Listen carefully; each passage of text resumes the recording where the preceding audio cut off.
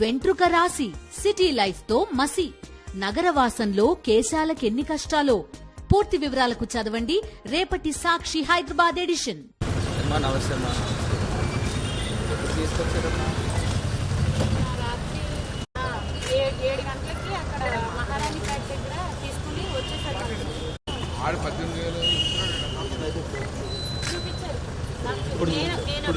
అడిగితే చూపించాను ఒకసారి నేను చూసాను సరే ఒకసారి చూపిస్తాను.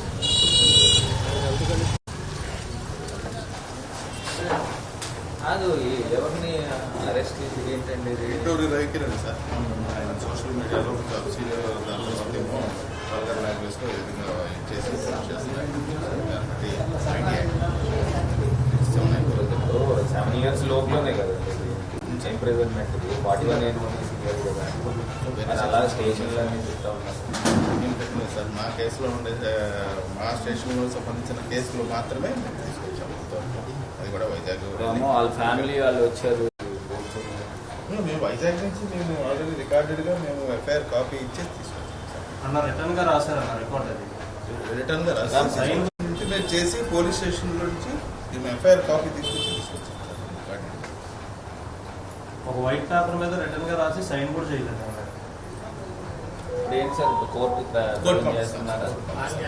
కాల్ డాట్స్ ఉన్నాయి ఆయనకి కొంచెం ఇబ్బంది పడుతుంది, నొప్పులు అయితే అప్పుడు అది ఆయన ఉన్న ప్రాబ్లం హెల్త్ మార్నింగ్ అయితే చూపించారు హార్ట్ పేషెంట్ అని చెప్పినప్పుడు అది మిడ్ నైట్ తీసుకొచ్చినప్పుడు ఈ పార్టీకి కోర్టు ప్రజెంట్ చేయాలి. చేస్తాం సార్.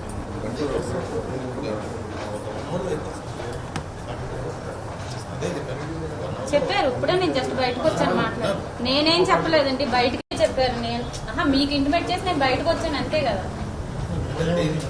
ఇప్పుడు ఇవన్నీ మీతో మాట్లాడి నేను ఇప్పుడే బయటకు వెళ్ళాను కదండి. అదే చెప్తున్నాను, వేస్తారని చెప్పారు.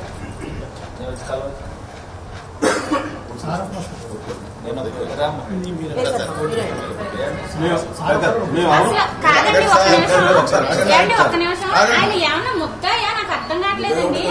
కాదండి ఎన్ని స్టేషన్లు ఇది 9వ కేసండి ఆయన మీద. ఒకటి తర్వాత ఒకటి తర్వాత అతనికి అసలు ఇంత రెస్ట్ ఇవ్వట్లేదు. ఆయన హెల్త్ ఏమైనా ఖరాబ్ అక్కడ కనుక అయిపోతుంది ఏంటండి? ఎవరిది పరిస్థితి, ఎవరి బాధ్యత తీసుకుంటారు? ఎంత రోగు పట్టాలండి. మేము మాత్రం మాట్లాడుతుంటే పోస్టులు సోషల్ మీడియా ప్రతి స్టేషన్ లో ఇదే చూపిస్తున్నారు మాకు.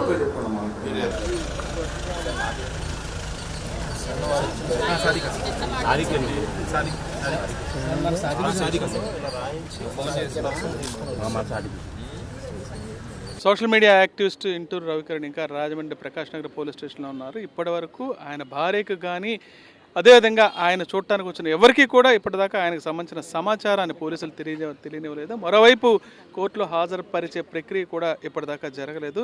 మాజీ ఎంపీ మార్గాన్ భరత్ కూడా వచ్చి పోలీస్ స్టేషన్కి వచ్చారు. సార్ చెప్పండి, మీరు వెళ్ళినప్పుడు ఏంటి పరిస్థితి? ఇటువంటి సంఘటనలు విస్తృతంగా రాష్ట్రంలో జరుగుతున్నాయి, ఏం చెప్తారు? ఇప్పుడు ఒకటి అర్థం కావట్లేదండి. ఇప్పుడు మనం ప్రజాస్వామ్యంలో ఉన్నామా ఎక్కడ ఉన్నాము? ఏదో ఇప్పుడు సోషల్ మీడియాలో పోస్టులను పెట్టిన వాళ్ళని గత 20 రోజుల నుంచి కూడా స్టేషన్ల చుట్టూరు తిప్పుతూ ఉన్నారు. అర్ధరాత్రులు అరెస్టులు చేసి పాపం కుటుంబ సభ్యులు అందరూ కూడా, భార్యాపిల్లలు వీళ్ళందరూ కూడా అర్ధరాత్రి 2ంటికి స్థానికంగా 4th స్టేషన్ దగ్గరకు వచ్చి పడిగాపులు కాసే పరిస్థితులు. అంటే ఇప్పుడు ప్రభుత్వం చేసే తప్పుల్ని తీసుకుని వచ్చి ఇవాళ మనం ప్రశ్నిస్తూ ఉంటే దాన్ని తీసుకొచ్చి వాక్ స్వాతంత్రాన్ని మీరు అణగదొక్కే కార్యక్రమం చేస్తున్నారా అని అడుగుతున్నాం. ఇప్పుడు అర్ధరాత్రి అరెస్ట్ చేశారు. ఇక్కడ రాజమండ్రి 4th స్టేషన్కి తీసుకుని వచ్చారు. తీసుకుని వచ్చిన తర్వాత ఇప్పుడు టైం 12:30 కావస్తూ ఉంది. ఇప్పుడు దాకా హెల్త్ చెకప్కి పంపించలేదు, ఇప్పుడు దాకా కోర్టుకి హాజరుపరచలేదు. ఇప్పుడు మీరు అర్ధరాత్రి అరెస్ట్ చేసినప్పుడు మార్నింగ్ 10, 10:30, 11 ఈ పాటికి ప్రక్రియ ప్రారంభించాలి కదా. అసలు కంప్లైంట్ ఏమొచ్చింది, మీరు ఎఫ్ఐఆర్ ఏం కట్టారు, ఎఫ్ఐఆర్ కాపీ అడుగుతుంటే దానికి సమాధానం లేదు. అంటే ఇప్పుడు ప్రజాస్వామ్యంలో ఉన్నట్టు కనిపించట్లే. అంటే రాజ్యాంగం ఇచ్చిన హక్కుల్ని, వాక్ స్వాతంత్రాన్ని మీరు అణగదొక్కే కార్యక్రమం చేస్తున్నారు. మరి గతంలో మీరు ప్రతిపక్షంలో ఉన్నప్పుడు మీరు నోటుకొచ్చిన మాటలు మాట్లాడిన దానికి సాక్షాత్తు అప్పుడు చంద్రబాబు నాయుడు గారు, పవన్ కళ్యాణ్ గారు, లోకేష్ గారు వీళ్ళందరూ కూడా ఏ రకమైన మాటలు, పదజాలం మాట్లాడారండి? అంటే మీరు మాట్లాడితే మీరు పుణ్యాత్ములు, ప్రజలు మాట్లాడితే పాపాత్ములన్నా దీనికి అర్థం? ఇవన్నీ కూడా మీరు ప్రజాస్వామ్యంలో ఒకటి మర్చిపోవాకండి, అధికారం అనేది శాశ్వతం కాదు. మీరు నిజంగా పోస్టుల్లో నిజంగా ఏదైనా అసభ్యకరంగా లేకపోతే రాజ్యాంగానికి విరుద్ధంగా ఏదైనా ఉంటే దానిపైన మీరు చర్యలు తీసుకోండి. అంతేగాని మీరు సూపర్ 6లు సూపర్ 7లు అన్నారు, దాని గురించి ప్రశ్నిస్తే తప్పేంటండి? నేను ఇచ్చాను, వేసుకున్నారేమో అండి, వేసుకున్నారని చెప్పారు. హెల్త్ కండిషన్ ఎలా ఉంటుంది అసలు జనరల్గా? అసలు ఎక్కువ టెన్షన్ పడకూడదు మనిషి, ఎక్కువ హార్ట్ పేషెంట్ కదా, ఎక్కువ టెన్షన్ పడొద్దు. వీళ్ళు మన లాస్ట్ 21 నుంచి ఇప్పుడు వరకు 9వ కేసు అండి ఇది. ఈ స్టేషన్ కాదు ఇంకో స్టేషన్, ఇంకో స్టేషన్ కాదు ఇంకో స్టేషన్, ఇది దూరం అవుతుందని చెప్పి ఇక్కడ వేసుకొచ్చారు.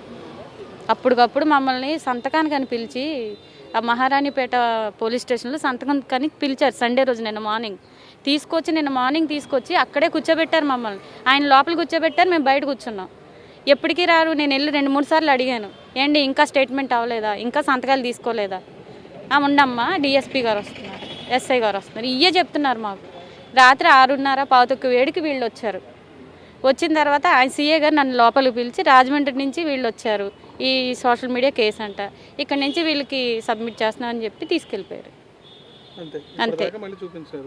ఇప్పుడు జస్ట్ నేను లోపలికి వెళ్ళి అతను ఇట్లా సెక్షన్ల కింద మేము పెట్టాము ఇది అని చెప్పి నాతో సంతకం పెట్టించుకున్నారు ఒక పేపర్ మీద. పెట్టించుకుని నేను ఒకసారి ఆయన చూడాలని గట్టిగా అడిగితే ఒకసారి జస్ట్ బయట నుంచి డోర్ తీసి చూపించారు అంతే. కూర్చునే ఉన్నారు. ఏం చెప్పలేదు.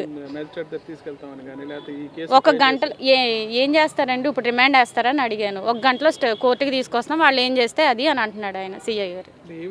అసలు ఏం చెప్పట్లేదండి, ఏం చూపించట్లేదు. మీకు వెళ్ళేటప్పుడు మీకు ఇస్తామని అంటున్నారు. ఇంకా నిన్న అర్ధరాత్రి తీసుకొచ్చిన రవికిరణ్ ఇంకా ప్రకాష్ నగర్ పోలీస్ స్టేషన్లోనే కొనసాగుతున్నారు. ముఖ్యంగా ప్రభుత్వం ప్రజాస్వామ్య హక్కులను కూడా కాలు రాస్తుంది ఇటువంటి సంగతుల్లోనే మాజీ ఎంపీ భరత్ చెప్తున్నారు. అయితే ఎట్టి పరిస్థితుల్లో కూడా సోషల్ మీడియా కార్యకర్తలకు తాము అండగా ఉంటామని, ఏ రకమైన కేసులను ఎదుర్కోవడానికి సిద్ధంగా ఉన్నామని ఆయన స్పష్టం చేస్తున్నారు. రాజమండ్రి నుంచి Vijay Harish for Sakshi news.